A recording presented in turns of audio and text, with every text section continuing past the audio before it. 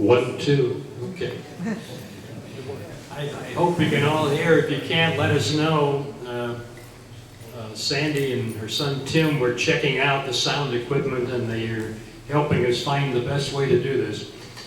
We really have so much going on here. It's, but I'll cover it very quickly. One of them is thanks to Barbara Rivette. Yes, you were trying to save us some money, and we've been mailing out things, and she looked at the price of the stamp and said, how can you afford this? If we have your email, it will save us a lot of that money. And so I've got one tablet back there on the table. If we don't have your email, please give it to us in very clear printing so we can send you things. If you have been getting email from me, you know we have your email address. So one of the tablets is, if we don't have your email, it's much better for us and cheaper for us if you give us your email address. Secondly, over there is a listing of cemetery tours. You may think, well, your time hasn't come yet, but you may want to take a tour. If you remember, Dorothy D'Angelo and her sister Sue Greenhagen gave us a talk in January on Oakwood Cemetery. Well, over there, we've made up several copies of the tour schedule for the Oakwood Cemetery for the summer. So if you're interested, pick up one of those. Also over there, we're getting a little smarter as we get older, just a little, not a little, just a little. And this time we have a listing of the programs coming up for the rest of the year. So we've got multiple copies of that. You can take one home with you and mark your calendars, we hope. Now I come to this one, and I say this with great fear and trepidation, wondering what am I getting myself into. For some of you, you've asked to have a DVD made of the program. We can do that. And that camera right there, and we've got a recorder at home, we can do that. And we decided at a meeting that if you give us $5, not a lot of money, we can also mail it to you. If you give us your name, and you give us your address, and you give Sandy maybe the $5, we can send out a copy of the program to you. And if you do that right away, it's easier. If I have to put it in the computer, it takes a little bit longer. So we can do that for you. And coming up, many different programs coming up. One of them is a band concert. Norman Wanzer, you remember that? And that's coming up on June 21st. We don't know where. We're hoping Apelia Fire Barn. We can go inside, we can go outside, depending on the weather. That hasn't been verified yet. Coming up in June 6th, first Monday in June, we have William Smullen, a name you may not know, but he is teaching right now at Syracuse University. But this gentleman has been in the military for a long time. He served in Korea, he served in Vietnam, he served in, I think it was Lebanon. He also has had some very important positions, including being Chief of Staff for the Secretary of State. And you know, he's just served in government. This guy has a tremendous amount of experience. And so we've got a little variety. He's coming to us in June, the first Monday in June, and we're going to talk about some of the things facing the world, not just little Fabius and so forth, but really looking at some of the world issues. Coming up in July 11th, we're not going to meet on 4th of July, so it's July 11th. We have two ladies coming from Groton, Rosemary Tucker and April Scheffler. And they're going to come and give a talk on Vern Morton. Here's a guy who's a photographer, he's taught school, he's done different things, and he left behind apparently a huge collection of glass negatives showing life in New York State, central New York. And apparently, you know, this is what Lily said, we should do this, we checked it out, we can do this, and we've got these two ladies coming in July. Coming up, we don't like to shy away from controversy here. We like to face reality. And coming up, August 1st, Randy Voss, who's been here before, Sandy's cousin, is coming back to talk to us about hydrofracking. Yes, you've read some things, you've heard some things, maybe you've even signed a contract of some sort, at least we don't know. But anyhow, is it good? Is it bad? There's maybe a lot of natural gas down there. What about that? Is that a good idea? If we get it out, will it hurt the water supply? Things, all these are the kind of questions that are maybe coming up. Lastly, Memorial Day. We're going to try to put some new things in place. And so we're going to try to rearrange the veterans' pictures a little bit and bring in some things we hope you haven't seen before and have a different kind of, somewhat different kind of Memorial Day, but still one that respects the military tradition and the veterans and all of that. So we're working on it. We're working on it. What did I forget? You're doing fine. Thank you. Anybody else want to announce anything before we turn this over? Postcards. Oh, we have postcards back there? Greeting cards. Greeting cards back there on the rack. For sale? Yeah. Small I have a price. couple of new ones for Memorial Day, so. A couple of new ones coming up from Lily. Okay. So we got that coming up. Well, what can we say? Tonight's program, the reason you all came, Linda has put this together. You know what Linda does. Always good. Always brings in the crowd. And it's kind of like a second helping of some of what you heard before when we talked about women on the farm. We're going to talk about it again. And so Linda Meyers will turn this over to you and to your panelists here.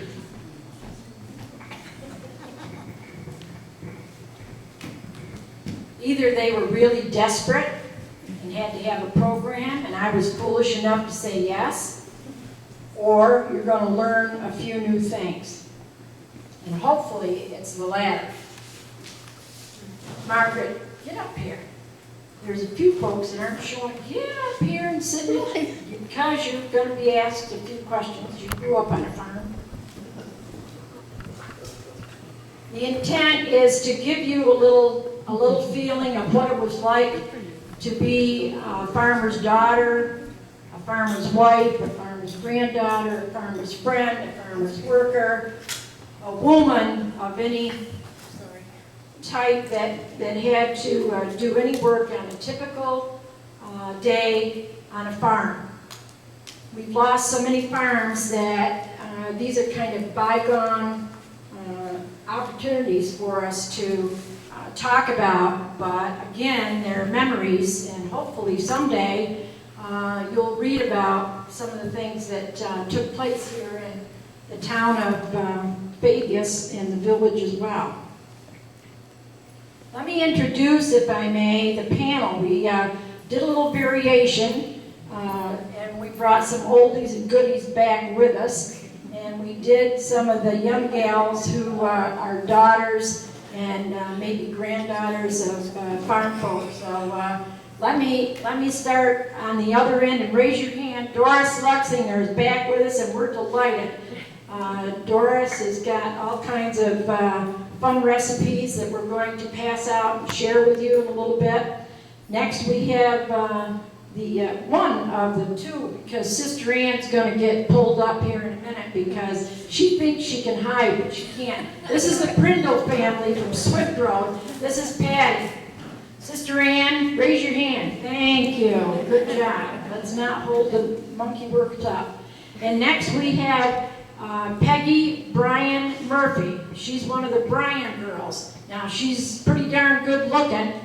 And I don't know, when she was a little kid, she was a little snip. But boy, she grew up and now she's darn good looking. And she's got some stories that she can tell. I'm not sure we're going to want to hear them, but anyway. Next we have Janet Christopher. Now Janet is also a Bryan. And she is one of a twin, and her sister Jane was unable to be here tonight. We were hoping we'd have the twins together, but she's going to give us a little report from Sister Jane as well. And she, ahead of time, sent me some information that was just really fun to read. So she certainly can open up a new little piece of information that we haven't had before. On the right-hand side, down on this end, is Margaret Hamilton. Curtis. Exactly, that too. And she too is the daughter of a farmer. Next is one of the beautiful little farm wives here in the town of Fabius that has stories and has written an incredible genealogy I book. have stories too. I'm sure you do. Look at her white hair. She's got lots of stories. Sonia Sweetland. And next to her is Lorena Bumpus Zerbel. And Lorena comes to us from Ridge Road. And for all of you that are here and know the Bumpus family, you know that there was a large farm set up, and they have their own little community up there, and we know right where they are most of the time. And our last but least is Julia Conway, who doesn't even want to be here. And she goes, I'm just gonna choke you when I get through. And I said, well, you tried that the last time and it didn't work, so just come, sit, be quiet, and do what you're told. So Julia will give us a little insight as well. Now, I'm so sorry. Yeah, and just be careful of what you might have to say. She wants to go last. I'm sure she does. She doesn't even want to be here. Clara Newson, Clara Owens Newson, wanted to be here as well. And she has sent us some information that I'm going to share with you in just a moment. And then we also have a nice write-up from Elsie Harrison, Elsie Dennison Harrison. She was here, for those of you that were here the last time, and she was sorry that she couldn't be here. So she too was part of the panel. Barb Alcott and Jane Alcott were on the panel and sent information in, and neither one of them were able to be here. I also would like to just recognize, because I had a chance to visit with her just a moment ahead of the program, and I was tickled that she was able to be here. And she may not know that I know a little bit about her, but this is Shirley Root. Now, Shirley was Shirley Harris. Shirley, raise your hand. Shirley and Bob Root, many of you know, and live in Bridgeport. But Shirley, her parents were Lyman, if I got that right, Lyman and Rena Harris, Bailey Harris, and they lived on Bailey Road. So there was a large Harris farm on Bailey Road, and so I'm sure that Shirley can share with us when I call on her. So be thinking, Shirley. She had a sister, Velma Partridge. Many of you knew Velma, who worked in the school system for years and years and years. Charlie Harris, a brother, drove school bus. And many of you may have remembered him in that vein, and or certainly rode on his bus. I rode on it once, and Charlie made me walk home from the corner because I talked to him. But he still liked me. And her brother and her sister, Beverly. So she had some siblings, and she had to deal with some farm issues as well. So it's nice to have her here. I've got a couple things that I'd just like to read to you, and then I'm going to ask that you take time afterwards to share what's on the table. Much of what you see is compliments of Sandy Glasgow, Becklinger. Sandy was fortunate enough to have an aunt and a father and mother who never threw anything away. And she slowly but surely goes through all of them. And she took me to one little spot that she has that she's working on to sort things out. And I said, what in the world is that thing? And she said, oh, I think that thing sits on a wood stove. That's correct. And was an oven. Yeah. Wow, I found out that it is. I never had to use it. My sister would not be happy with me because she'd say, well, I did. We don't know, unless Sandy can help me, we don't know what the next article is with the holes in it. If anyone can help us with that, we'd be delighted to have the answer. We thought it was a toaster. We thought it was a baby bottle warmer. We didn't know what it was. So when you get an opportunity, we'd like you to step up to the table, take a look at some of the amazing magazines and some of the books that are there, because we're going to relate to some of what is on this table. And they're just really fun to see. And with that, we're going to put some of the information that is worth your read if you have a chance. And one of the titles, one of these came from Joanne Casey, A Word for Farmers' Wives. And it's really quite interesting.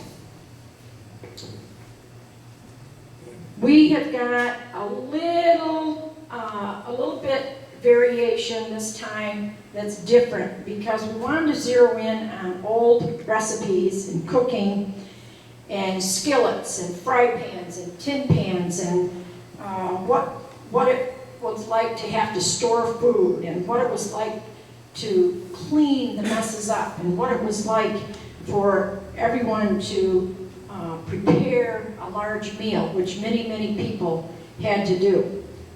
What did you do when it came to use medicines for your kids? Well, anything you could dream up is pretty much what was used. How did you entertain yourself? Were you ever allowed enough time to enjoy anything like reading a magazine?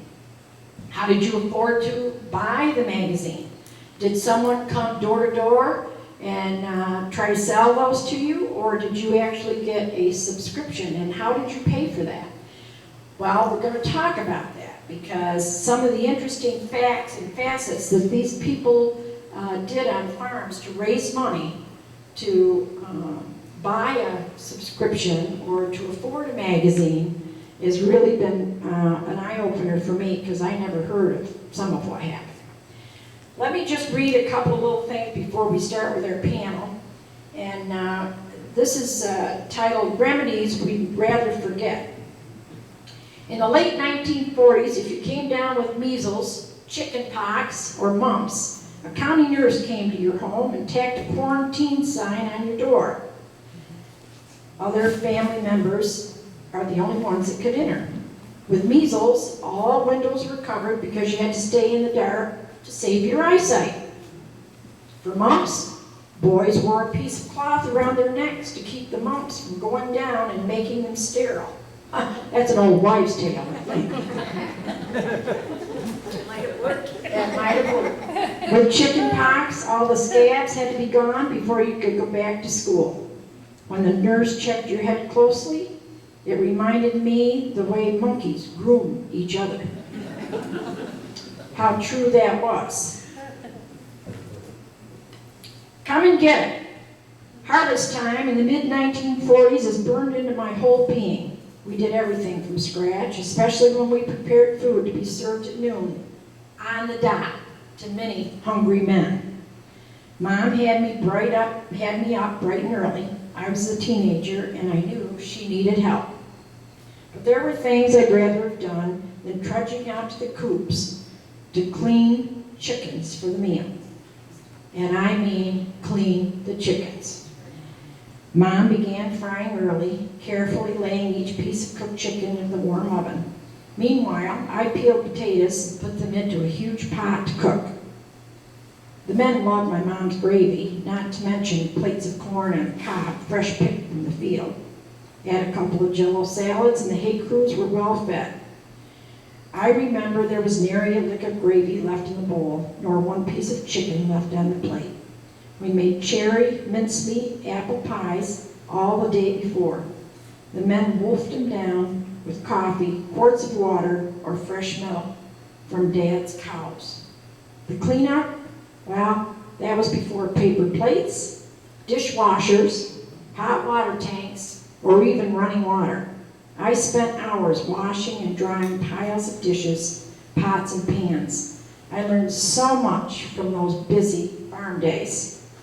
However, I would never trade them.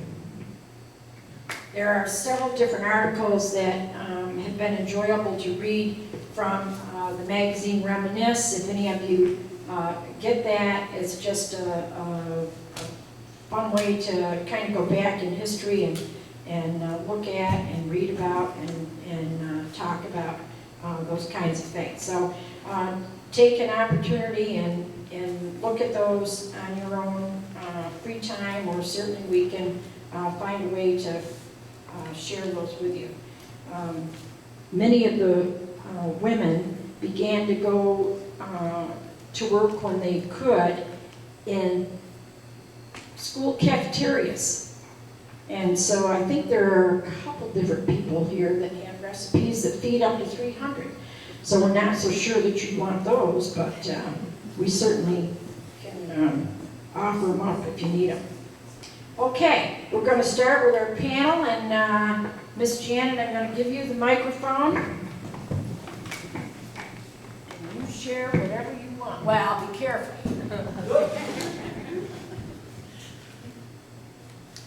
Most of my memories are of being the offspring of a farmer. After school, it was our job to feed the chickens, and Mom always had the pail ready to take to the hen house before we could settle down and watch that wonderful new invention called a TV. We also went after the cows for their evening milking, and that was fun, good exercise. Dad had a sugar bush, which kept him busy in the spring of the year. Of course, he had help from neighbors. I can still remember the sweet smell of syrup. We had bobsled parties in the winter, and people from church would come and gather at our house to enjoy riding down the hill. It was my job to hold the flashlight. Well, I tried. Later, we had a covered dish supper. We used to barter eggs for groceries at Shay's store. And one time when I was just learning to drive, I backed over the crate of eggs. We didn't get much to eat that week. Because my grandfather Davis had polio, my grandmother had to take care of the farm that they had. I can remember her milking the cow, then running the milk through the separator, and she made butter from the cream. There's nothing like that. I can remember her homemade bread and donuts. We played rummy with Gran and checkers with Gran. My mother-in-law and her husband, Martin, came from Switzerland in the early 1920s. Through the Depression, they were able to scrape enough money together by selling vegetables, eggs, berries, and the butter and milk to buy the farm we still live on today. Mother Christoffel was expected to work in the fields like a hired hand, have meals on the table, and keep a clean house. I don't know how she did it without any daughters to help out. I remember thrashing season when the men in the area would help each other, and of course gathered for dinner at the table at the noontime for a wonderful meal. Mom said the women had an impromptu baking contest. I'm sure she won fairly often. Aunt Clara gave the women in the family a cookbook she and her daughters had put together of their family and pictures of the family also. It's a wonderful treasure. Mom used to make something she called hot drops. It's liniment and warm milk. If that didn't cure a cough, you pretended it did. I remember helping Mom can vegetables. She also canned beef and stored it in the cellar. We went on a few trips to see relatives in Michigan. We stopped at Niagara Falls once on the way home, and Dad said to Jane, "There's the falls." And Jane said, "Where's the ice cream stand?" You had to be careful what you said over the phone because there might be a few people listening in. I collected salt and pepper shakers. I must have 300 sets now. Remember green stamps? I still have a bowl that was a premium from Charlie's. Did anyone here tonight have their picture taken by a professional photographer at Chuck Shay's store when they were a child? I have one of Jane and I, which is a true keepsake. I'm glad I was raised on a farm and that Walt and I are country bumpkins. I still get homesick for Fabius, but I'm glad I live close enough to get back anytime.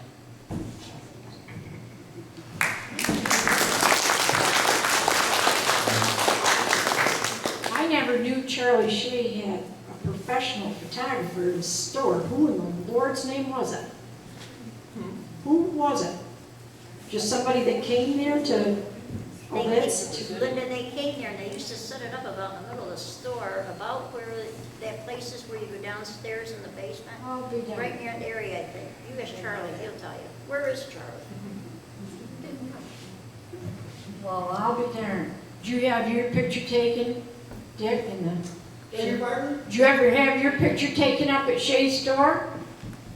It's on a lot of wanted posters, but I was just wondering.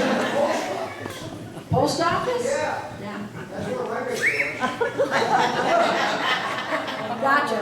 I gotcha. Yes. I want to know how many eggs are in a crate. There's 30 dozen. How many eggs in a crate? In a crate. 30 dozen. 30, there used to be, I don't know if it's changed. Yeah. 30 dozen. It was 30 dozen in those. 30 dozen in a double, it was a double, you know, you It's a had double. yeah. Used to wash them and weigh them and. Twice as many Put now. that was the dirtiest job. Let's see what Peggy has to offer up.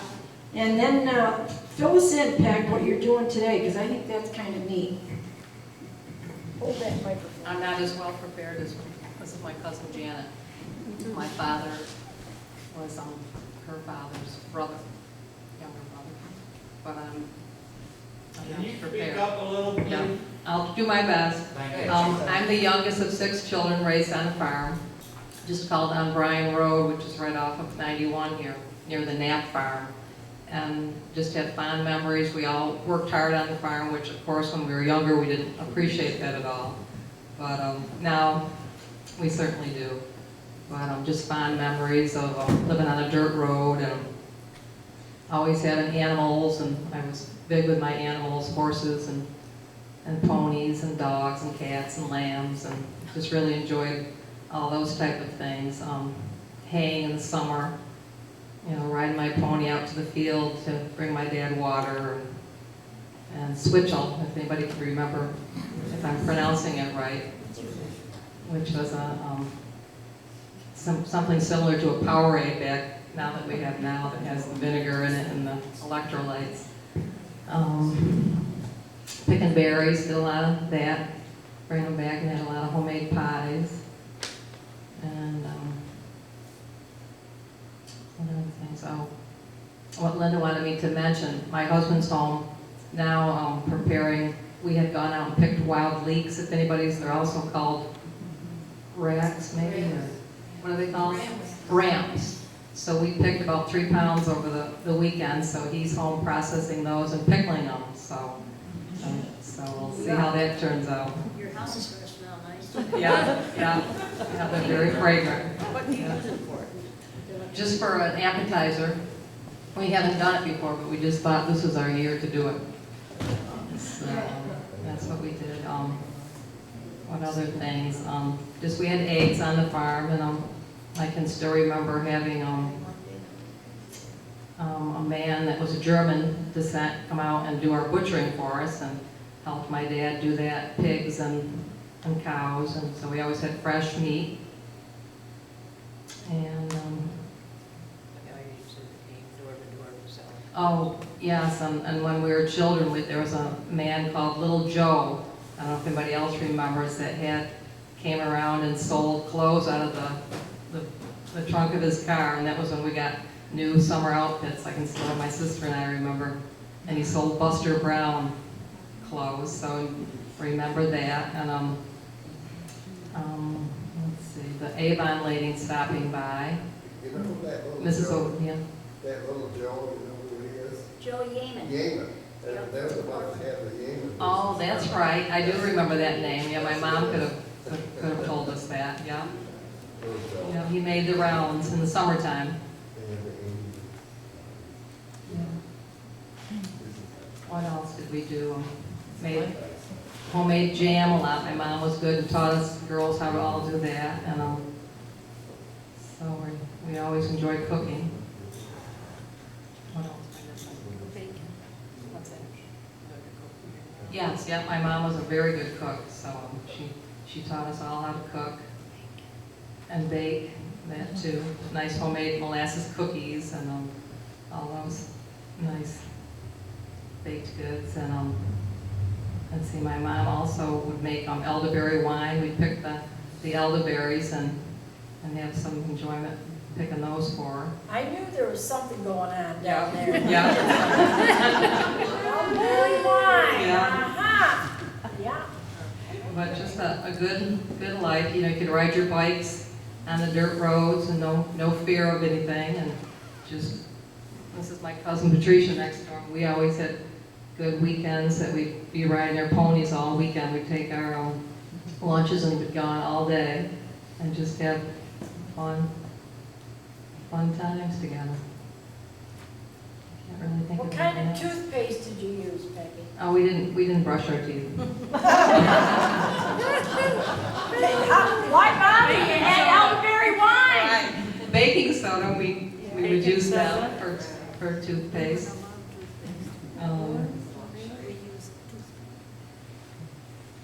I'm having a Ever blank. have any magazines?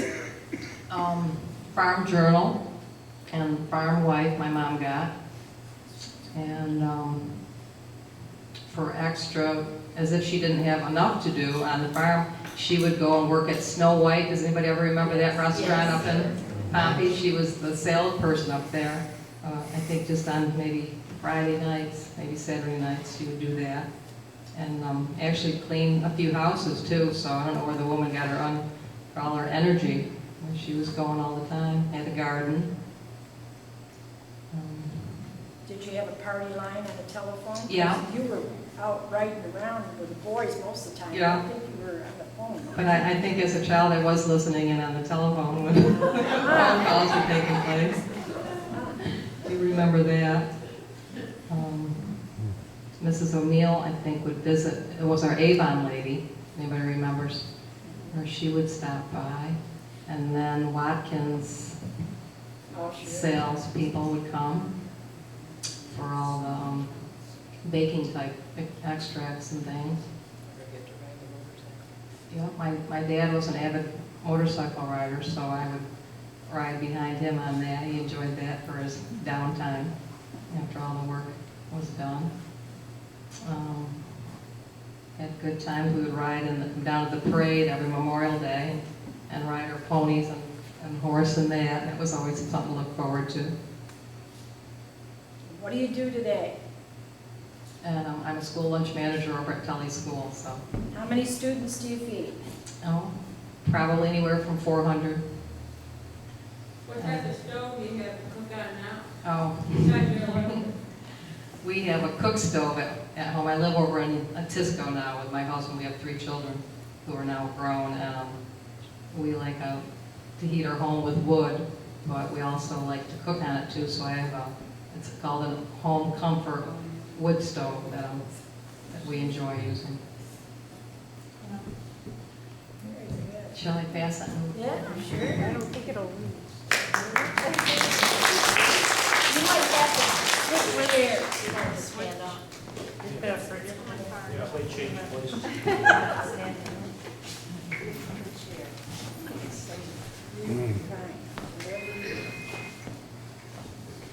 Hi, I'm Pat Pringle, and I'm the youngest of 8 kids. I'm right in the middle. And we grew up on Swift Road, right off from Route 80, and Peggy and I would always ride our ponies together, and we were in 4-H for years. I had Basil Conway's daughter in there, Erica, and Peggy and I grew up, and our mothers would drive us down to Cuss's farm, and we were in a drill team, and we had more fun riding our horses, going to Highland Forest, and anyways, when I grew up on the farm, I always would rather have been in the barn than in the house, so I was the I was a girl that should have been the boy in the family. So I just enjoyed working, helping my father with the cows and feeding calves, and coming home from school, I never went out for sports, and I always liked to come home and feed the calves for Dad, and I always was allowed to have a horse, and so we had an awful lot of fun, Peggy and I riding together every weekend, and my mother, we picked berries and went horseback riding at night, and all of us kids would have a horse and go out on the trails all around the neighborhood, the Carter's land and the Dohertys, and we always had a great time on the farm. And then we had to hay it and help put the hay in all summer, and that was our summer job. And my mom, How many cows were in your family? we started out, we milked about 40 cows, and then my dad got up to, I think when he finished, we were milking 60 cows. And then we had probably 20 to 30 young stock for replacement heifers. And I had a 4-H calf, and we had to do a public presentation, so I had a red and white Holstein I named Shannon, and I don't know how I ever I had Marty Round, or Mr. Rounds, what was Mr. Rounds' name? Ed Rounds trucked the calf down to the old Fabius bus garage, and I had to do how to clip a calf for my 4-H public presentation. And then Ed couldn't stick around to take the calf home for me, so we had an old station wagon. We took the seat out of the back of it and put the calf in there and prayed that the calf would be good until we got it up on Swift Road. So that was fun. And I just always liked cows almost as much as I always have liked the horses. I don't have any cows now. I raised some beef and cattle after Dad sold the dairy cows, and then my nephew Brian Lau from Kansas, he owns our farm now, so I manage it, and we have a boarding operation. We board horses. So, but we just had a great life, all of us, growing up on the farm, and my mom made dandelion wine, and That's what's wrong with the people on Swift Road. that's part of the problem with the farm on Swift Road was the dandelion wine. And we would get like Herd's Dairyman magazine, and they would have a cattle judging, like say like a row of Holsteins, and like maybe 4 Holsteins, and then they had 4 Guernseys, 4 Jerseys, and I always tried my hand at cattle judging, but to this day I've never won anything. So that was one magazine I really remembered getting, and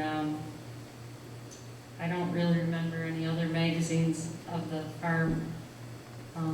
So I guess that's my best memories and recollections of growing up on a farm. That's awesome. We appreciate that. I'd like, Laura, you come over in the hot seat while I talk to Ann. Ann, come on up just a minute, because Ann. They seem like they're getting everything pretty good. Yeah, I think there might be a few things that Ann can add to, because, Well, I'm the third oldest of 8 kids, and my husband and I went into farming with Dad for a few years. We both worked at Casanova Equipment. We expected our first child, so we bought, my brother had built a house down on the Chase Road, just down below Johnny and Pat Woodruff's. And growing up on the farm, Johnny was my 4-H leader.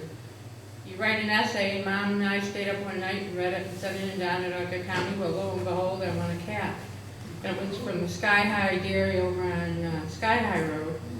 And then they wanted to develop the herd and all that, so we started out like that. And then I can remember I got into some of the trips with Joe Campbell and Dad and Charlie and Leonard. I can remember Dad and him one summer went and Charlie got bread and apples and brewer greens and stuff, and they used to feed the cows.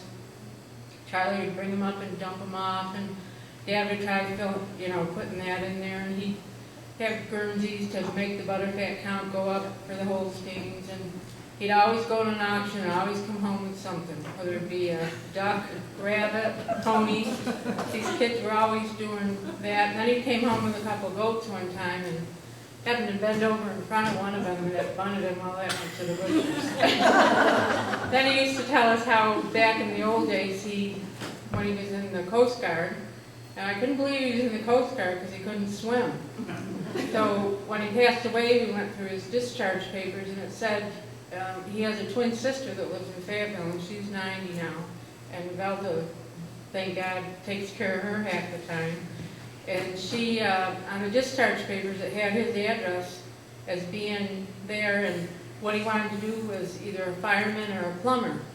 I said, Dad, no wonder there was all those leaks in the pipe. You never finished your apprenticeship.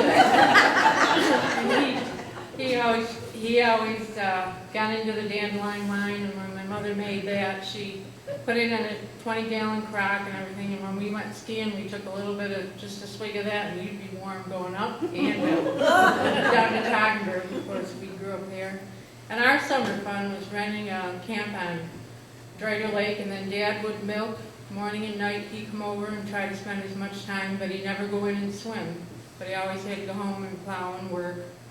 And so my husband and I, when we were young and adventurous, we added on, probably 20 cows to start out with. And my husband was probably 23 or 4 at the time. Well, it took him 6 months to keep up with my father, who was in his 60s. He said, I've never seen a man work so hard.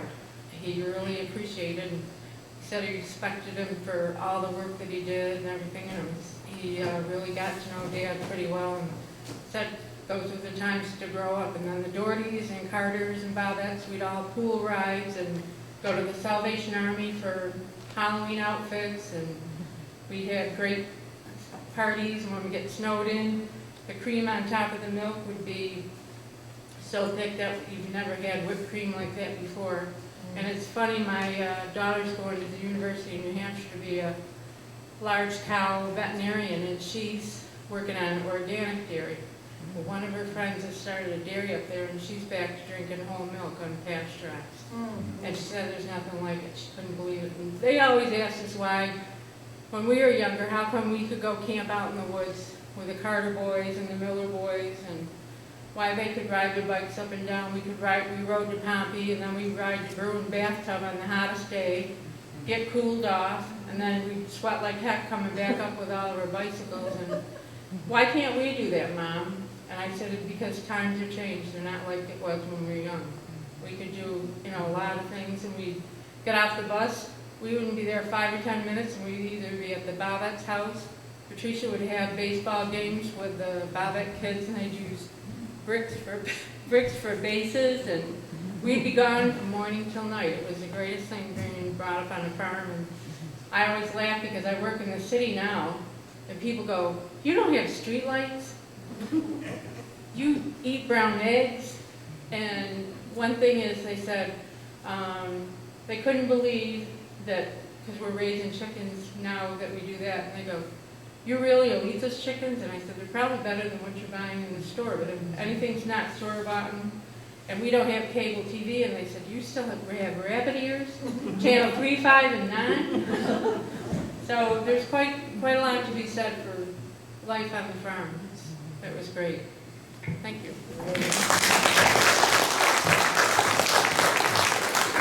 Let me just say something. I really appreciate that, Ann, that you were willing to come on and put on the spot, because the Prindles are just a wonderful family. And Marie, who was here the first time that we had the program, is now, if I'm not mistaken, is in the Bernadine. Do I have that correct? Yeah. And has her own apartment there, and she's safe, and she is in a good place, and we're grateful for that, because Marie is a very special lady who will be proud that her daughters came back for the second helping and shared a little bit more about the farm. Now here's Doris. I was not raised on a farm. I lived 1.5 miles south of, 1.5 miles south of Jamesville on the Jamesville Pompey Road. I was not raised on a farm. I lived in the country, and of course there was the Q farm and the Smith's farm as our neighbors. And I thought if you didn't know how to do anything, if you didn't know how to teach school or do anything, you became a farmer because you didn't have any knowledge of anything else. Well, when I married my husband, I wasn't involved directly with that farm. But when we moved up here, I learned a lot of things a lot. But anyway, I'll change the subject here a little bit. A typical day, I guess you might say, probably most of you, would be hectic. Never know from one minute to the next what might go on. I remember Mrs. Garrett calling me on the day her oldest girl, Carol, was married. And she called me and she says, Doris, are Ed and Ronnie there? And I said, yes. She says, well, the cows are out. And here they were ready to go to the wedding. So when I went through the reception line, or the receiving line, I whispered in her ear and I says, the cows are all back in, I think. So, and I have more little quips like that and such. I never walked to school, because Mr. Smith, the neighbor, was a school bus driver. And speaking of home bureau on your sheet, Linda, that was my main social event, and a very long-term wonderful friend is my friend Helen Estey, who I met through home bureau. And I don't know what I would do without Helen. Believe me, she's been a true friend for, over 50 years we've gotten together, right? Yeah, right. And let's see. Well, we had subscriptions to farm magazines, and that's about, again, the successful farming, the hordes, dairymen, etc. And what else was I going to say? Of course, the main thing for illness was Vicks Vapor Rub. We had hot water heat in the radiators in the farmhouse. I would keep the jar laying on its side in the groove of the radiator because the kids hated it when it felt cold. So it was always warm, in the winter. And our food was canned and frozen. I had the good fortune of having a freezer right from almost the day we were married and things. And the girls helped me with that and such. We had a vegetable garden. Speaking of, we did have a few vacations, and thanks to a few people that used to work on our farm before we owned it. And one was Gene Foster.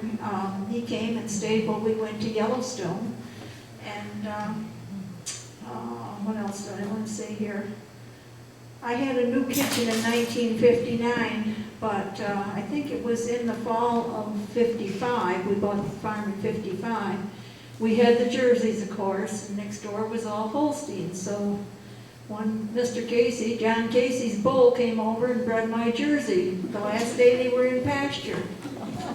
Well, managed to abort that calf, but get an insurance settlement, which purchased a dishwasher for me. So I had a and things, because I was having skin problems at that time. So I had a dishwasher early. And let's see, yes, we had door-to-door salesmen. And I had one come that wanted to sell books to us. And of course, he thought. So as he's coming across with his satchel full of books, I saw him coming. I said to him, what's the story? And he says, what do you mean, what's the story? I said, you've got all these books, there must be a story with them. Well, that kind of blew his sales pitch. But the one that I'm most proud of is the door-to-door frozen food salesman, you know, the freezer plants. He came to the door and I said, no, we have our own beef. He says, but this is Western beef. And I said, yes. I says, and so is ours. I says, the one we butcher always stands in the west end of the barn. So that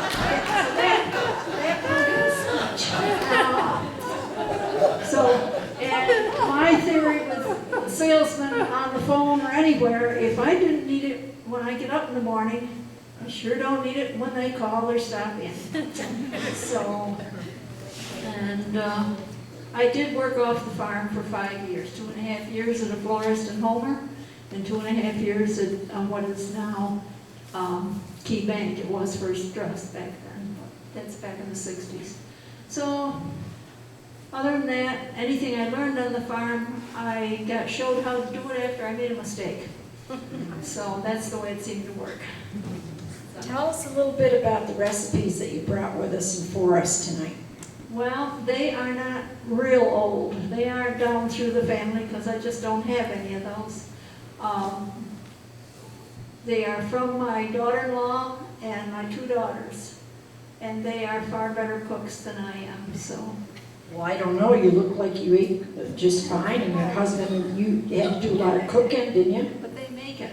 Oh, that's pretty darn clever. Thank you. Well, thank you. Tell them about putting the decoration under your bell at Christmas time.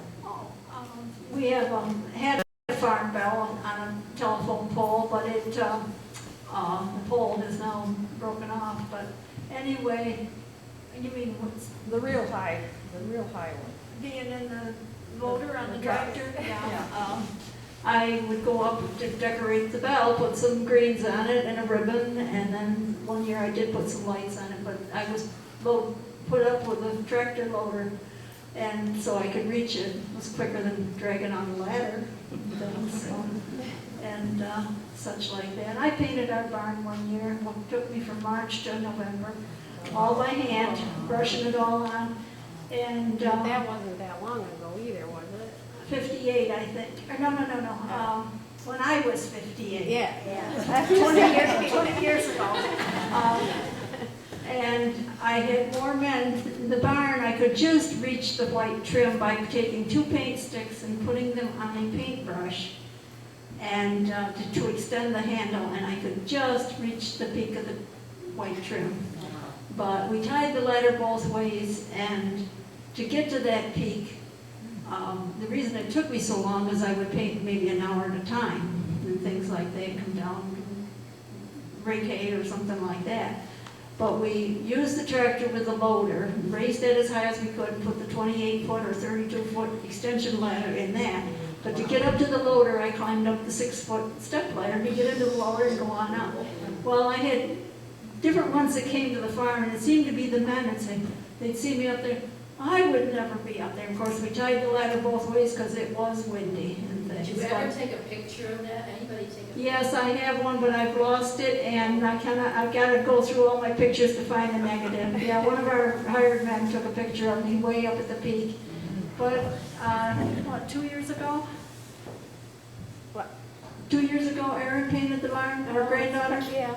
Been about But 2 years. Grandpa got her a lift, and she had a paint sprayer. Yeah. A little bit different. A little bit different, but I'm proud of what she did. And then Judy painted them. If you ever can see, look over from Rudy, you can see a couple of white clovers on a big long red barn. That's our barn.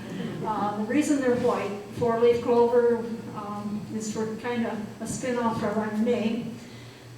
And the reason they're white is at Christmas time we put a huge 36-inch green Christmas wreath on it, and otherwise they wouldn't show on the red barn. It wouldn't show if the wreath or the 4-leaf clover was green. So we haven't painted them green. They're white. But that's about it. We came. Well, Tell them about going camping with the milk. Oh, God. Yes, these are the stories they want. These are the crazy things. I worked at the florist in Homer, and they had to have flowers delivered to Hall's funeral home. well, I was going camping for the weekend with the kids up to Wellesley Island, and we had a pickup truck camper. So when I came home with the car, I took the flowers, the one basket of flowers, and put it in our truck camper. So when I went on my way to go to Wellesley Island, of course, the camper was loaded with food and everything. Well, as I pulled into the half-circle drive there at Halls with the truck camper, it rocked because of the ditch in the side of the road, you know, the concrete ditch. Well, it seems the milk in the refrigerator tipped over, and it was in a milk can, and the cover came off and ran out of the refrigerator, down on the floor, all through the joints and seams of that camper. Well, when I got to Wellesley Island, I delivered the flowers. They were okay. I delivered them. But when I got to Wellesley Island, our friends were already there. And I got buckets of water, and I just threw water in that camper just as fast as I could. And I figured if milk can go through it, water can go through it. But the milk flavor, odor lingered. That is it. Yeah, well, like I say, we got away some, had some good times and things. But so, and then in what, 85? 1985, we went to Switzerland. Yeah, just Ed and I. That's where his parents were from. So, that's about all. That's not about all. I think you could tell a whole lot more. They better be careful. Well, Yes. I'll be nice.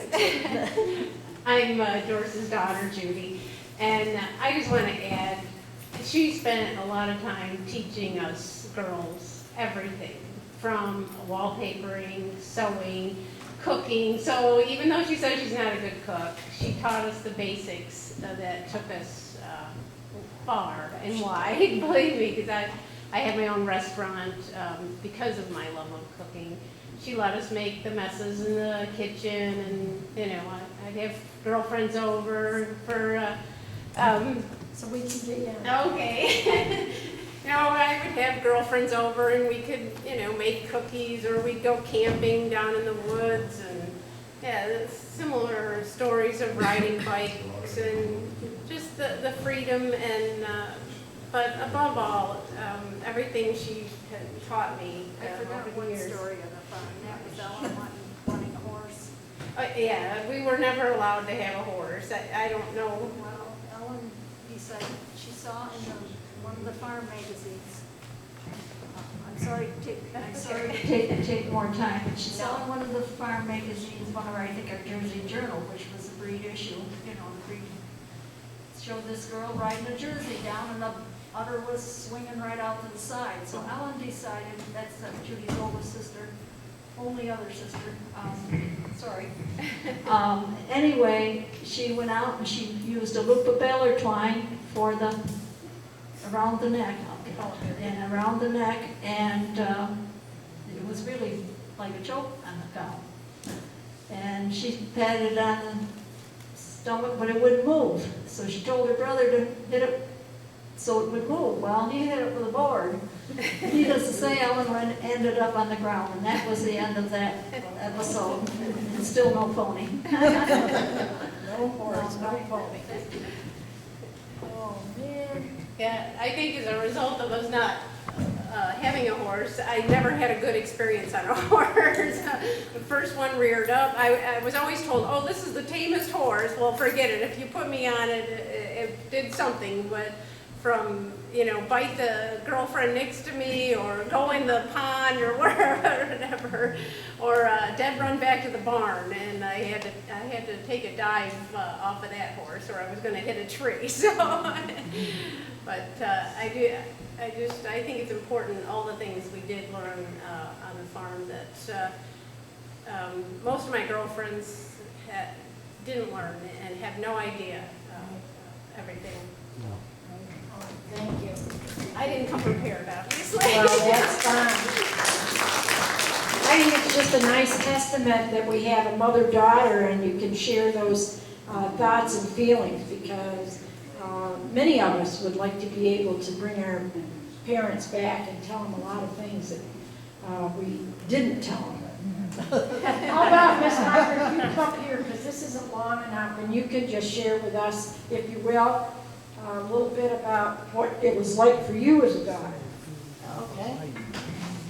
Well, I was raised on 91 in Pompey, where the steam engine is, and everybody probably knows my sister Letha. I know Dick Woodford does. Letha and I did a lot of things together with my mother and father. One of the things that I can remember was, and farmers don't even do this anymore, I don't believe, is we had to go out there and pick rocks because my father would not plant anything unless the rocks were picked first. And if you missed one, my father Chet would say, you better get back out there and get those rocks. So we had to carry them. We didn't have anything. We didn't have a stone picker or anything like that. We had to carry them all the way across the field on the edge so that that's where all the rocks went. And I can remember my mother, she had this, Dick Woodford can tell you, my mother had this beautiful garden, and there was not a weed in it. Absolutely not a single weed in it. And during the summertime, she would get up like 5 o'clock in the morning, go work in the garden, and then she would come to the barn and work there. And my sister Letha and I, we would be out there too. And then during the summertime, we would have to do the hay-in and all that stuff. And I don't know if any of you guys remember, but we had a guy that would come up and maybe if I mentioned the company was Hathaway Bakery. Did any of you have a Hathaway Bakery truck come to your house? No. No, this was Hathaway. Yeah. He came up from the city, I guess, and he delivered what we had was wheat bread, and wheat bread was quite a thing for us because my mother made all of our bread. And I can remember going to kindergarten or first grade, whatever it was, and I would bring my jelly bread because my mother would make our homemade bread, and she would make the jelly, and it was strawberry jelly, and most of the time. And when I went to school, I didn't see anybody. I never saw a real slice of bread when I was that little. And so all the town kids, I say to them, where'd you get that bread from? Because it was cut so nice and easy and so straight. Mine was cut like this, and everything. Sometimes the bread wasn't all that, and it would go like this. And I said, where'd you get that bread from? And they all looked at me and laughed at me, and I said, well, this is bread. And I says, I don't ever see any bread like that before. So, but it was a great time. We had a nice time. We had our relatives come up during the summertime and stay with us and stuff, and on my father's side. And but it was fun, and of course we had the party phone too. And if there was no electricity or anything like that, Mary Polinsky and Mrs. Lukowski and my mother would be on the phone talking about all the stuff that happened, because it was the only time that they could really talk on the phone was when there was no electricity. And it was fun. And did you ever, we took our milk, going back, we took our milk to Ontavia. Somebody said you took your milk to Pelly? Oh, we took our milk to Ontavia, and that building is still standing, and someone lives in it. I think there's a young that has bought that on Dodge Road off Napier Road. That's where we took our milk to. And I can remember carrying all those pails of milk from the barn to the milk house. And I was hoping that I would never ever have to do that again. Guess what? I don't. And but it was fun. During the summertime, my father would take the steam engine. We'd go to Canandaigua or someplace like that. But we always had to come back Leith and I always had to come back and do the chores while my father and my mother stayed there with the steam engine in Canandaigua, and that was fun. And I remember going to the family reunions, and of course we always had to be left early. My grandfather, Hamilton, would make homemade ice cream. Well, we always had to leave before the homemade ice cream was done because my grandfather Hamilton was very slow, and so we always had to leave. And then on the way home, my grandfather would drop the ice cream off because everybody else could stay for the ice cream, but we never could stay. So, because we had cow's milk. So that I remember having that homemade ice cream. It was absolutely delicious that my grandfather made. Yeah. And then my mother, when she had the garden, she grew peas, and of course we had to can those peas. Well, we were sitting there shucking. And by the time you get all them peas done, you had 2 quarts of peas. But that was something that we did, and we enjoyed doing that with my mother. And I want to tell you something about my mother. My mother she would wear one of those old house dresses that nobody would wear now. And of course she had to have the full apron over it. And of course that apron and her house dress always had to be ironed. God forbid she wore a wrinkled apron. But anyways, we had to iron them, and that was fun. It was sort of fun. We had to spray starch them and all that stuff. And stuff that I don't even think about doing anymore. Thank you.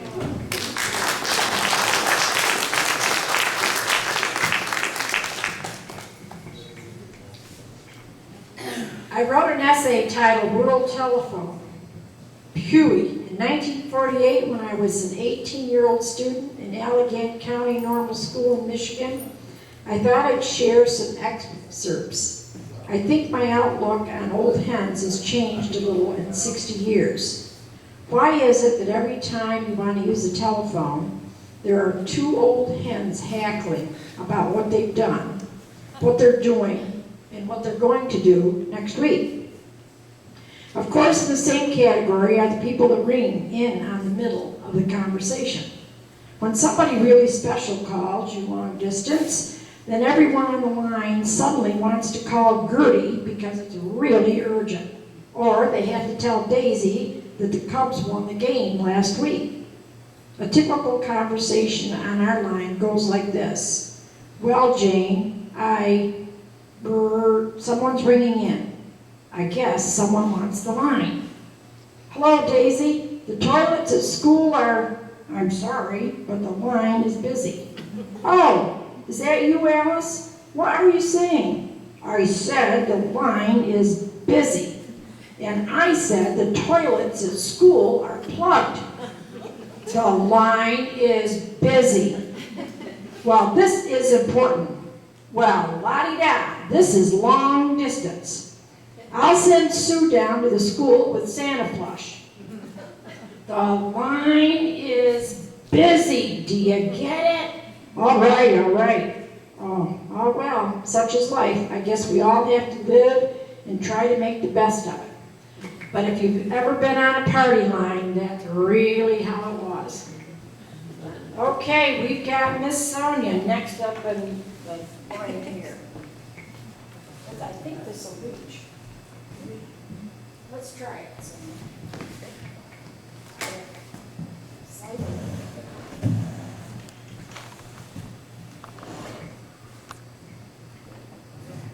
Come on, right up here.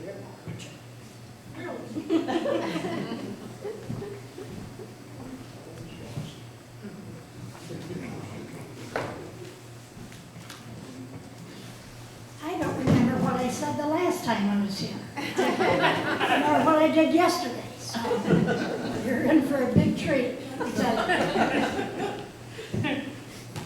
I was one of the Jones girls that you've heard the song about, you know? But then I had to get married.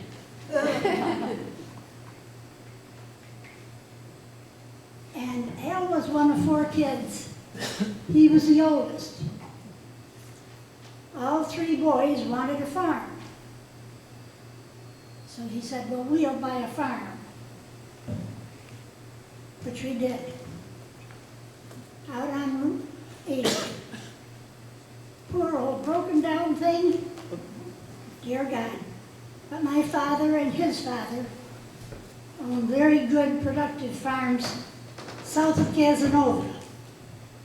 And they both said, now the land is good. And good land will produce good buildings. Yes, they did. So we bought this broken down farm. There wasn't even running water in the house. So of course that meant no bathrooms, no anything. Doris, you know how that goes on a farm. I'm sorry, Sonia, but I always lived with running water. You were lucky. From the time I was little, I'm sorry. So we did put in bathrooms. And my mother, God bless her, said, now you put in a stool at least downstairs. Thank God we did that. Right tonight, my kitchen is half torn up again. I think I've lived in that mess all my life. Either we're building a barn, we're adding on to a barn, or we're tearing down the house again. Well, right now, it's because my granddaughter Karen and her little, 5-year-old boy, I'm sharing the house with them. He's a well-behaved little boy, but you know, 5-year-olds get on your nerves after a while. He wants eggs for breakfast. Karen will fix him scrambled eggs. I don't want all those, Mommy, I just want a few. The damn eggies, shut up. I'm thinking, I can't say that to a kid, you know. But anyway, he is a good little boy, and we'll do fine. So, we built additions to barns, we built more barns, I don't know, dear God, I'm an old lady. I can't handle this too much longer. And we bought additional land. To begin with, we exchanged works with Almeida Waters. Anybody ever knew Almeida Waters? Well, Almeida worshipped every animal on 4 feet. God forbid you kill a cat. And, oh dear heaven, I can't remember that she had some sign across the top of the inside of her barn door. I wish I knew. Peter, do you know what that sign said? What did you say? The sign across Mita's, the top of her barn door. Oh, it's something about her horses, wasn't it? Something about be kind to the animals. I don't know. Yeah. Well, she has something to say about her horses too. But, well, anyway, Al was no saint. He had a pretty hot temper, but not with Almeida. So we did that. How many ever years, I don't know. And I drove horses on the hay wagon. Almeida wouldn't kill a woodchuck. I don't know what she thought you were going to do with the damn things. But anyway, this one time, Al had the hay windows all raked up nicely, and I'm driving the tractor, and he's loading both ends of the payload. And I fell in this woodchuck right beneath the window. And the hay load tipped over, and I thought, oh dear God, no, he's going to be happy. But we got it back together finally, and I thought, if I ever lived to be 30, I was 27 years old when we bought the farm. And I thought, oh, I swear, I'm never going to live through this. But we did, and she seemed to think he was kind of a nice guy. But he worked day and night. You never saw him. But we lived through it, and so he thought he might buy her farm and add on to our farm. Well, no, she didn't think that was going to work. But we kept buying 50 acres here and 50 acres there, and on, and then we built another addition to the barn. A dairy farmer's daughter who married a dairy farmer. I did graduate from high school, but you wouldn't think so. What a simple soul I am.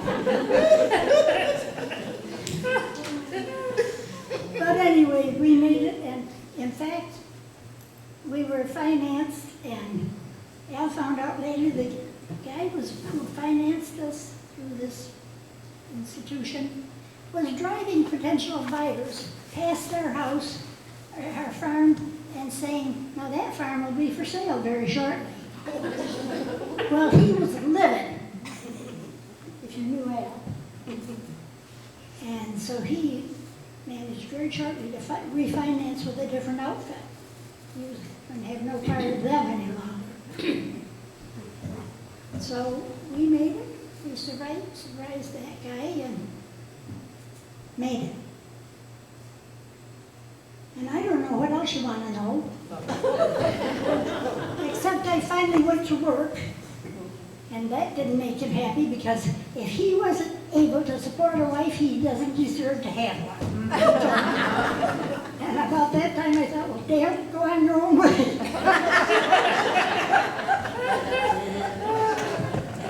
But I didn't, of course, and so we managed.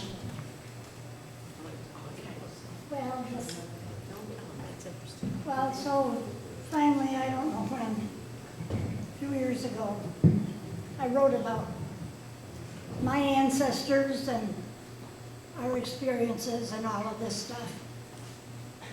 And put it all down. Lots of pictures and lots of stories and Let great me book.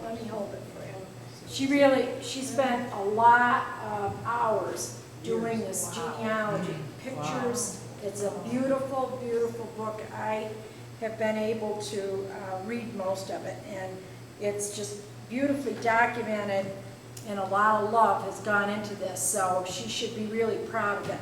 And she has really done a service for her children and her grandchildren and for her family, a wonderful legacy. My grandfather, my paternal grandfather's name was Henry Humphrey Jones. I mean, he always said, at one time everybody's name was Jones. But then they stole the neighbor's chickens and had to change their name. So, that's the title of my book. Sonia. Oh, and then I want to tell you, I guess it'd be all right. we joined the Methodist Church. And we wanted to go to a PTA meeting one night and needed a babysitter. I didn't know any babysitter except Linda Meyers. So she came and babysat. We got home the next day. I don't know if it was Dale or Susan said, you know, Mom, Linda, she's something strange.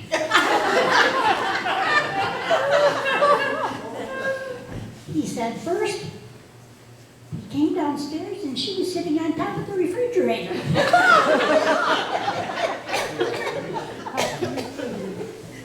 And then we went back up to bed, and a little later she came up and got in bed with one of us. They were telling stories. I don't think so. Kids 5 and 7 years old don't make things up like that. They still talk about it. Right. So that's the end of my story. No, wait a minute. It's not. The good news is that I used to babysit a lot for them, even if I did do some silly things. And I just let the kids stay up. Oh, I can't believe it. Miss Peggy over here wants you to talk a little bit about, Peggy Bryan, about you being the scout leader and teaching them all how to sew. I was never a scout leader in my life. What were those? 4-H? I was a 4-H leader. 4-H. And I taught some kids to sew. I was one of them. Were you? Somebody else told me just recently that I taught her to sew, and she said, I'm still sewing today. And she said, I love it. Well, I don't like it anymore. You still like it, Peggy? I don't like picking racks anymore either, so. And speaking of racks, we are sure they grew over there. Oh, yeah. Oh, my God. I could never figure out how come they were, when he plowed again, how come they were back again? When I carried them way over to the edge of the grave. Yeah. And anything smaller than your head we didn't bother with. And Al dynamited, and you've heard this story. He blew up boulders like this. He got a dynamite license and blew up these boulders. And then we picked the rocks, my dear God. And there are piles over there now that we picked. I can't imagine if we had the money, that was time spent picking rocks, we'd be millionaires. But there's no money in rocks.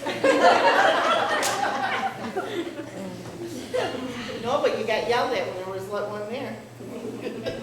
Well, if you'd gone out around it, you wouldn't have any soil. And you know, Linda's ancestors lived there. I don't think they paid attention. They must have jumped right over the gate.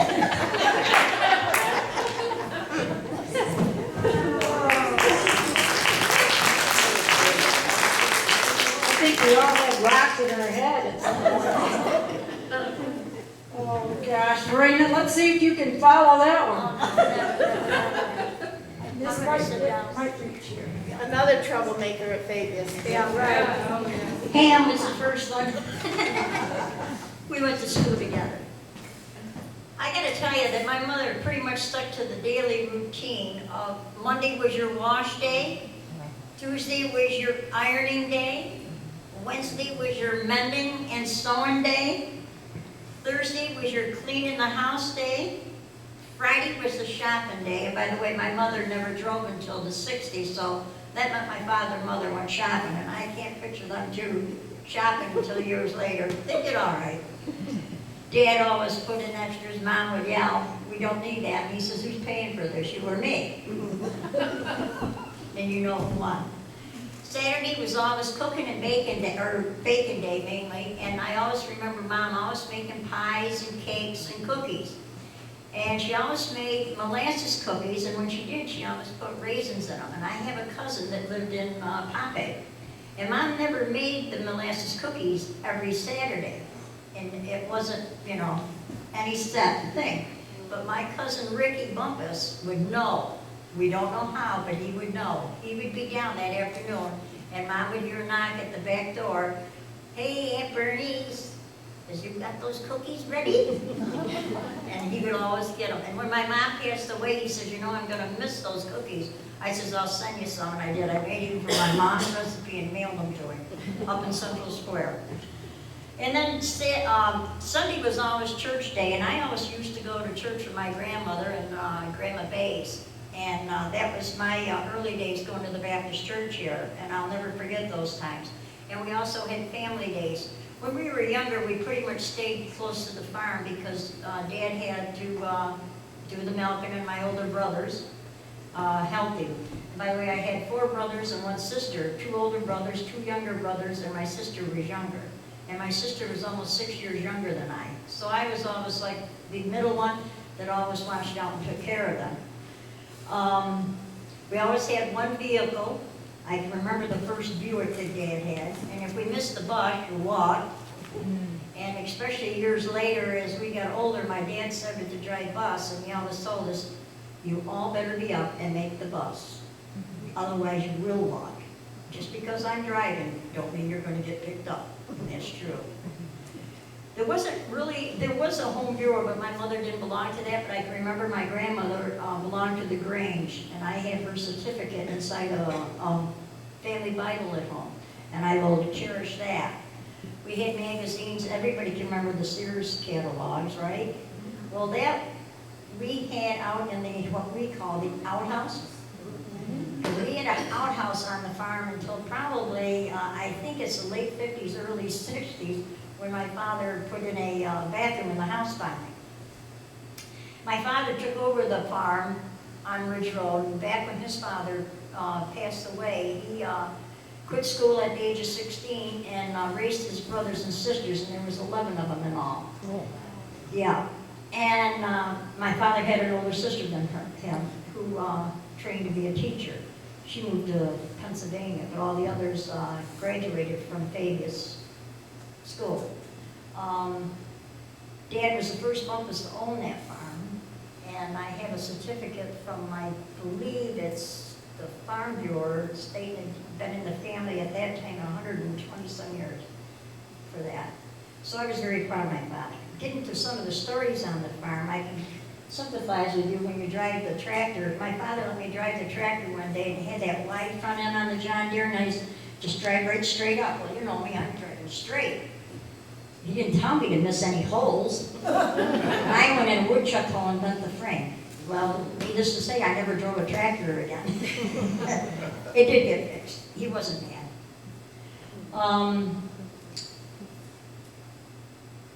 My mother always took care of her. She always made most of my sisters and my clothes. And back when I was young, Dad used to buy his grain, and it used to come in these pretty bags for the GLF and Tully.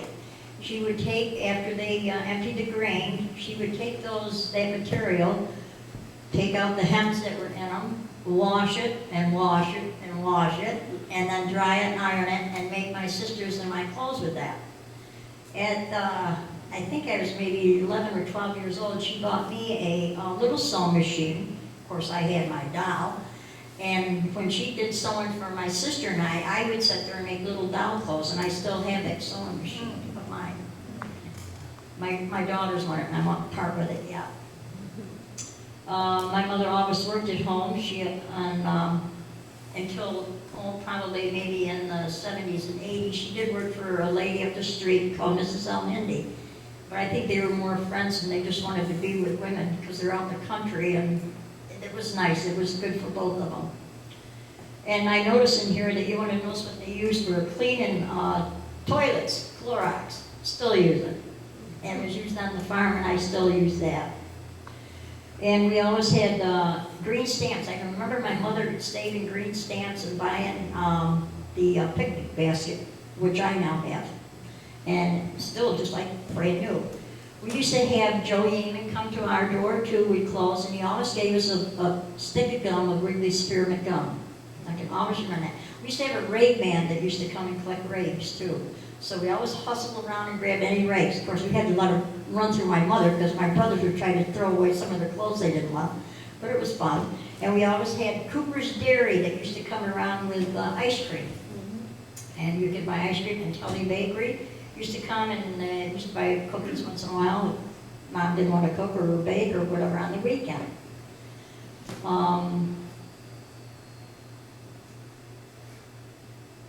I can remember one time when I was young, I used to help my dad. Well, I used to go down in the barn and try to help him. Before they have a gutter cleaner, you know, you had to clean the gutters with a fork and a shovel.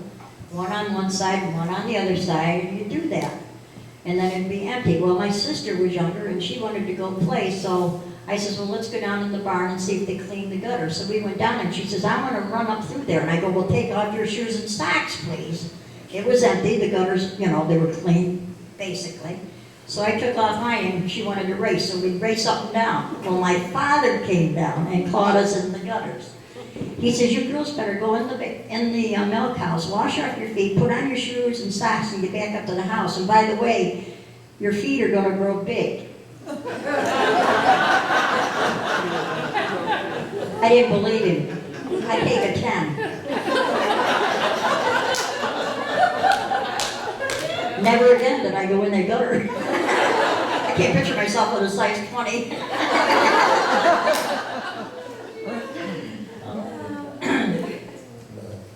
I wish I'd done that. I wear a 5 and I had a shoe. We tried to get my mother, because she was a 4.5 or a 5 too. She wouldn't do that.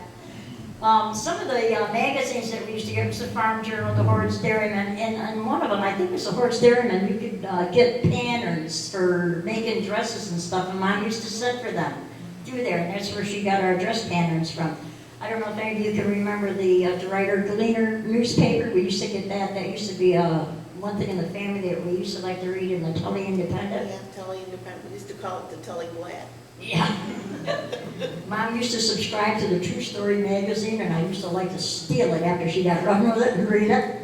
And Margaret just reminded me, True Confession was another one too. Yeah. I can remember when we got our first TV in the early 50s, and we used to stay up nights. You couldn't watch TV if these were on. Mom had to have the TV. Queen for a Day, all of you remember that? Kate Smith. Yeah. Tennessee Ernie Ford. Yeah. And the Lawrence Welk Show. And that's I never watched that song. still. I know. But those are the favorite shows that we used to watch there. And then, of course, we watched the Waltons and all that, too. And Howdy Doody at 4 o'clock, too, was on, too. So, but that's just some of the things that we did and shared. And Mom always worked hard, Dad always worked hard, and they were good, true blue farmers. Mom was born and raised on a farm, too, in South Mount Sealing, so she knew what the hard work was going to be. And we also had chickens, and I'll never forget the year my mother had cancer. And when she came home from the hospital and I was staying with my cousin Ruth Bryan, I heard my Aunt Marion talking downstairs with my mother. And I went down the next day and I said, Aunt Marion, I want to go home. And she says, well, you can't yet. I says, I want to go see my mother. I know she's home. I heard you talking to her last night. And they took me home, and I promised my father, I said, I'll go to the chicken house, I'll get the chicken eggs, I'll wash them, I'll grate them, I'll pack them. And I hated to put my hand in the chicken dust because sometimes they would peck at you. So, you know, you try to get them out, you shoo them out. But that's how I got home one time to help my mom out and help her out and take care of my brothers and sisters, the younger ones, when they came home. But other than that, I don't like killing chickens, I don't like plucking them, I don't even want to cut a chicken up to this day. It's fun. Thank you.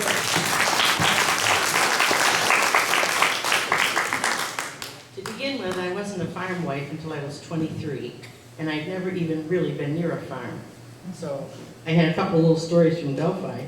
There was a man down there by the name of Mr. Skinner, and one of the kids had the paper route. So if you got your sled around early in the morning, he'd hook you all up behind the car, and away you'd go. There might be 15 to 20 sleds. And it was so much fun. He'd take you up and down those back roads as he delivered the paper. And I heard somebody mention what are they called? The hot drops. Who bought hot drops? Well, David, my son, still thinks if he has a cold, he has to have cough drops, or hot drops. So last year he got a really bad cold. He got the address of the place and drove to Pennsylvania and got the hot drops. And one night, years ago, Bob Mawson bowled with Harvey and Jimmy. He came home and he was so sick, and Jimmy said, let me just give you some hot drops. He took those and he said, I'd rather die of a bad cold, because I've never had anything this rotten. And we still all like them. And the other, probably a month ago, I sent on television to get some stuff for pain. And it's the hot drops. You can smell it right in them. And it used to be a liniment for horses and cows. And they're still producing it, so it's kind of funny to watch. What else? You asked me about cookbooks. I had a great aunt who had a huge, big old cookbook. And as I looked at it, she was the Valley School cook. And it was macaroni and cheese for $300. And everything in the book was for $300. So I didn't think any of you could use that. What else here? How many of you remember the Brenda Starr paper dolls on Sundays?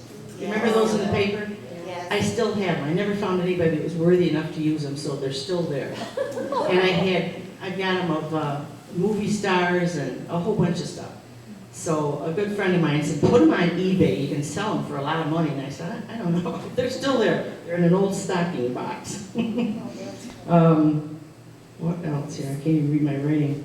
You said, what did we do to prevent illness? I remember when I was little, we used to have to always go and get polio shots. Remember doing that? Yep. I used to go down to Fayetteville to the firehouse and get polio shots every year. What else? The Montgomery catalogs and what was the other one? Sears. You always found those in the tool holders and you could sit out there and read. Let me see. And hope nobody came. And Harmony, I belonged to Harmony Circle because you could belong if you had a mother or a mother-in-law in Harmony Circle. And they were good because they all brought their special things to eat and special things that they made. And that was kind of fun to see all the different things. I too collected the green stamps. That was a big deal to go to the green stamp store and have free stuff coming. We did go to Florida quite often. Jimmy had an aunt and uncle down there. And I never understood about the party line. It was the craziest thing. I got up in Fabius and my mother-in-law would say, get that ring. I said, well, that's not ours. That's all right. You listen to it. I said, I'm not doing that.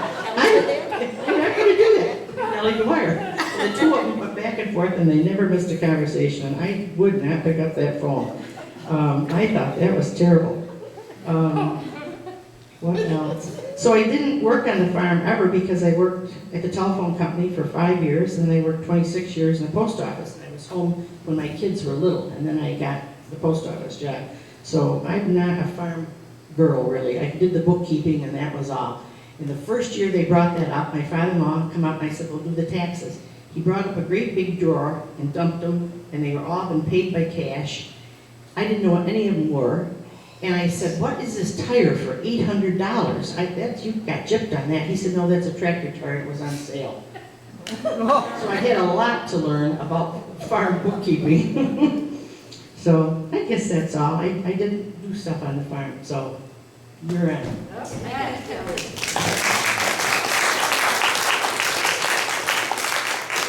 I have one more thing I want to say about illness on the farm. In the winter before it got real cold, my mother used to make up this little square thing, and in the middle, I don't know where she got it, but it was a piece of camphor, and you'd wear this tied around your neck to school, and you had a lot of friends. Yeah. Or later on, some parents use Vicks, my parents use mentholatum, and they rub that on your chest at night, put a cloth around your neck and pin it back here and wear that all night. And always remember to wash your neck in the morning. Cholesterol. Oh, God, that would burn you. Oh.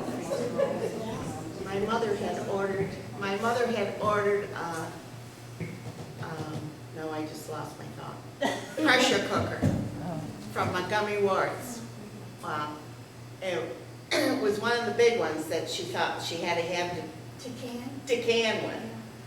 Well, she didn't put the cover on right, and I want to tell you, when that blew, it blew all over the ceiling and everything, and my mother says, well, you guys got to get up there and clean all that off. My sister and I looked at each other and said, we ain't cleaning that up. We went outside. I'd rather pick rocks than clean that off. No, it really did. It went all over, all over. Okay, well, thank you, Pam, ever so much. I just want to know if Shirley would be willing to share something. Are you able to give us some memories, Shirley? That would be great. Everything's been said. Because after hearing all this, you must be able to add a little something. You gave me the basic about my family. Yeah, that's great. So I don't really have too much to say. I think the ladies covered it all. But, and I can remember the little Joe and the Watkins man and so forth like that. But I was not one to want to work on the farm. No way. I'd rather help my mother in the house than to work on the farm. But my father was short a man one day, and he asked me to go drive off the pitchfork with the tractor. And my mother used to set up on the porch and motion when I was supposed to back up and when I was supposed to stop and what have you. So I was watching my mother one day, and I was backing up with the tractor, backed right over my father's line pile. My mother was up on the porch yelling and screaming at me, you know, please. So I didn't know what was wrong. I drove right back over again. I wasn't used to the tractor. And then they talked about the wine. My mother made dandelion wine and elderberry wine. Well, my brother, one day he got into the wine and he decided he wanted to go down and work in the garden. So he went down and all of a sudden my mother called and she said, come on out here, you girls, come on, let's see what your brother's doing down there. So we looked at him and he had the hoe way up in the air and they go down like this, you know. He hatched off every beam we had. My mother wasn't too happy with that. But other than that, I think the ladies covered just about everything that I have to say. And I thank you for... Oh, that's great. Did you help Mom in the kitchen baking? Yes, I did. I love that. Yeah. Right. Was it a wood stove, or did you have a... It was at first, yeah. Wood stove. That was hard to cook on, wasn't it? I'd rather help in the house and let my mother go outside. Really, yeah. You weren't the farm girl. I was not the farm girl. And then I married Robert. You know? Yeah, that's another story. That's what's wrong with down on Bailey Road. You were in the wine down there. Every bloody road in the county had wine except me up on the hill. What the heck was that all about? Climb into it now, though.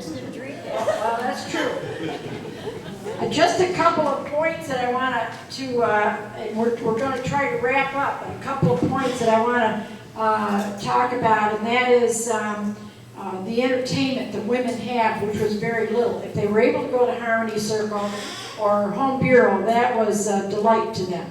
But one of the things that some of them did was sell unusual types of things to make money, to earn, to buy from Little Joe or from Big Joe or whomever. And one of the fascinating stories that I just learned about was selling canaries. I never knew that that was a money raiser.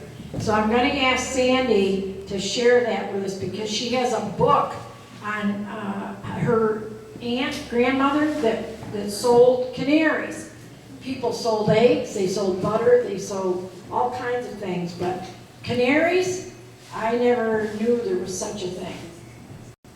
My grandmother would raise them and sell them through the mail even.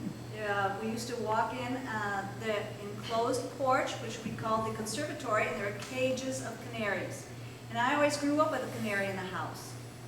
And then after she had passed, and we found these booklets that talk about canaries for pleasure and profit.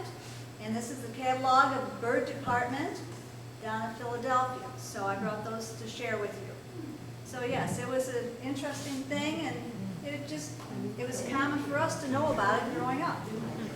Elsie Dennison, who was not able to be here, wrote several things, but one of the points that I wanted to make was, she said, speaking of canaries and grandmothers, I think we're talking about Winnie Glasgow. Because if we are, I remember going to her house and seeing all the cages of canaries. Every bloody one of them were happy and singing. I thought that was quite unique that anyone would be able to make money from selling canaries. Linda, is this Renee Dennison's daughter? Yes.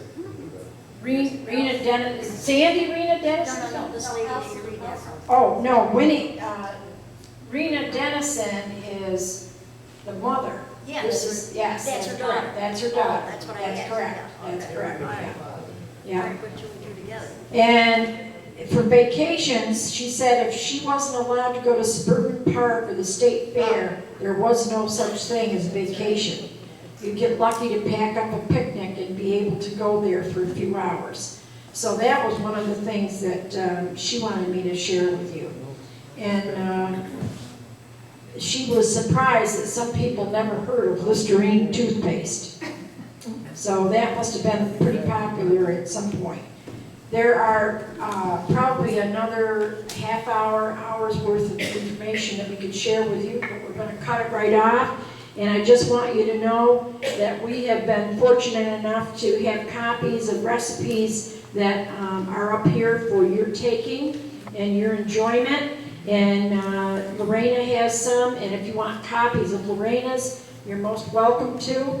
I just want to share quickly with you that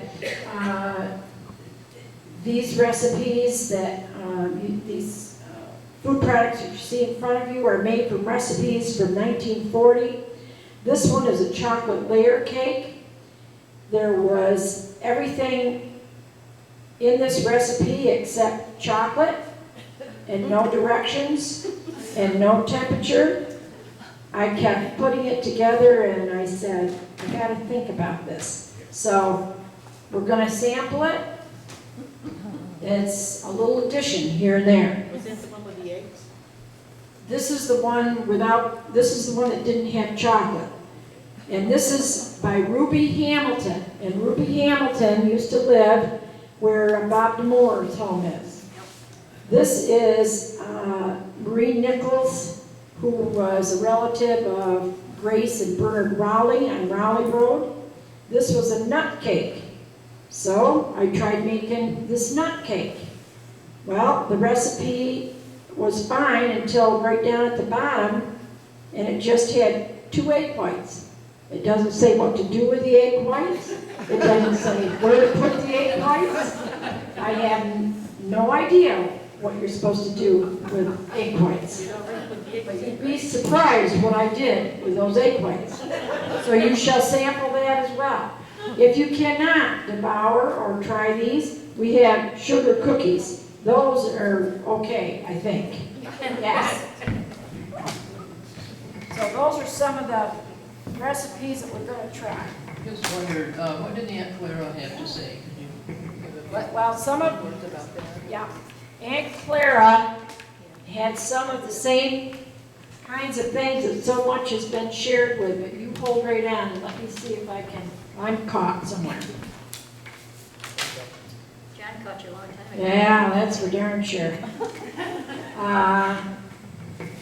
Let's just take a look here. This is from Clara Newsom, and this is, said she's not able to attend her experiences as a daughter of a farmer and then a wife of a farmer. Her mom and dad were George and Bertie Bryan, born at the home on Route 91, town of Pompey. Paul had a truck hauled the milk produced by farmers in our area and took it to the milk plant in Apulia. He appreciated my washing the milking machines and pails every day, although that certainly wasn't my favorite pastime. I had to be sure I did a good job. We never knew when the milk inspector would come, and we surely didn't want to not pass the inspection. Paul also had a machine called a Hun harvester, which cut the peas of the local farmers. The farmers raised peas, and wherever they were ready to be cut, he'd truck them to the canning factory. When I could, I'd ride on the machine with him and use cutting knives. Sometimes they got plugged and I'd get off and free the knives. I didn't mind doing this as I always liked being outside. I also helped with haying, planting the cabbage, and picking up potatoes. Believe me, there were many ways a wife could assist in jobs. Another way I helped was get up at 5:30 a.m., saddle up my riding horse, and ride up the hill where the cattle were pastured and bring them down for milking. Some mornings they would not come down, and sometimes they even would come by themselves, but not always. My mother raised baby chicks, and then in the fall they started laying their eggs, and this was her way of helping out. Since I had seen and helped know about this, I was also continuing to do it. In the winter, you ordered the one-day-old baby chicks, and they were shipped to us. We went to Apulia Station and picked them up. We had a building called a brooder house, which had a stove that burned coal to keep them warm. It was a very delicate process. I'd set my alarm, get up in the night to check on them, and if necessary, put on more coal. The chicks would all be lying under the hover in a very nice, orderly fashion. If it was too cold, they'd bunch up and they could smother each other. I bought 300 each spring so that they had a good amount of laying hens in the fall. The chicks that were roosters we had for meat. After they started laying, I collected the eggs twice daily, cleaned the dirty ones, canned and crated them. They were picked up and taken to New York City to sell. We always had a garden, strawberries, pork, beef, and chickens. We raised baby pigs, so after butchering in the winter, there was a lot of work to take care of the meat. I almost forgot to mention that we had a sugar bush and sold maple syrup. This makes me feel so lazy now. But I'm almost 90, and so I guess I had very little that I really have to do anymore. I hope I haven't rambled on too long and that you don't find this too boring, but loved growing up and being a farmer's wife. This is Clara Newsom. So that was special that she was able to share that. Okay, I think it's refreshment time, and I apologize for the lengthy, yes, sir, Mr. Woodford. I might inject a little bit here since Peggy mentioned my name. B. Hamilton and Chet were good farmers and friends down there in Janesville. Chet was running the cement plant almost by himself, you would think, because he never went anyplace. And B and my wife were good friends, and that was about 57, 58 years ago. And B wanted to go to Florida. So she bought a brand new Nash. Yep. Now, if you remember, B was rather a heavy-set lady, and this wasn't a very big Nash. But anyway, did you go on it? Not at that time, but I did go that later. Okay, so anyways, they go to Florida, and she wanted to try a Georgia peach. That was the first thing she wanted to do. They finally get in Georgia, and they stop and buy these peaches. And B took one bite of it. Says, "Damn, all that money I spent, I'll never eat another Georgia peach in my life." And this car didn't have an air conditioner. So they went on the next day down, and she says to Pauline, she says, "Find a Nash dealer," and they stopped and put a brand new air conditioner in that car for the rest of the trip. Oh my gosh. So, farm life wasn't all that bad. No, it wasn't. No. She didn't have to pick rocks though. That rock picking is not really. Thank you so much for being with us, and we hope you've enjoyed some of our information this evening. And just remember, farm women are a special breed. Don't ever forget it. Let's enjoy some refreshments.